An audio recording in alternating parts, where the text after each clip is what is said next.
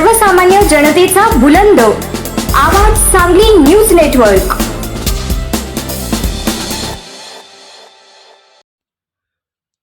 MD drugs आढळून आल्यानं सांगलीच्या विटा इथं याची मोठी साखळी असल्याचं बोललं जातंय। याचा अद्याप तपास सुरू असताना विटा येथील साळशिंगे आणि मायनी परिसरात तयार उग्रवासाचा गांजा आढळून आलाय। हा गांजा विक्री करत असणाऱ्या 2 महिला विटा पोलिसांनी रंगेहात पकडल्या असून सर्व मुद्देमाल जप्त करण्यात आलाय।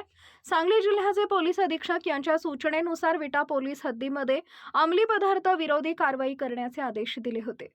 त्याप्रमाणे विटा पोलीस ठाणे हद्दीमध्ये पोलिसांकडून पेट्रोलिंग करून कारवाई सुरू होती।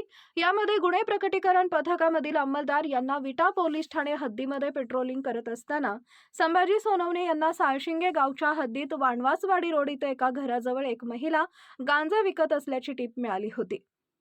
मिळालेल्या माहितीनुसार पथकाने छापा टाकला असता एक महिला तिच्या घरातील सोफ्यामध्ये गांजा ठेवून त्याची विक्री करताना रंगेहात सापडली। त्या छाप्यात सापडलेल्या महिला आरोपी हुसेन बी गुलाब शेख हिला ताब्यात घेऊन तिच्या ताब्यातील पिशवीची झडती घेतली। त्या पिशवीमध्ये उग्रवासाचा तयार गांजा सापडला। पोलिसांनी गांजा कुठून आणला याबाबत कसून चौकशी केली असता तिनं हा गांजा मायनी येथील शोभा बाळकृष्ण चिवटे यांच्याकडून घेतला असल्याचं सांगितले।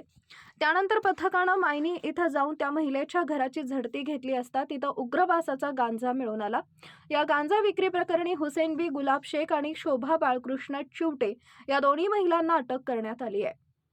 या कारवाईत 12 किलो 856 ग्रॅम गांजा जप्त केलाय। या जप्त केलेल्या गांजाची किंमत 1,28,560 रुपये इतकी आहे। या प्रकरणी पोलिसांकडून अधिक चौकशी सुरू आहे। मुख्य संपादक डॉक्टर श्रीकांत भोसले, आवाज सांगली न्यूज नेटवर्क व वृत्तपत्र।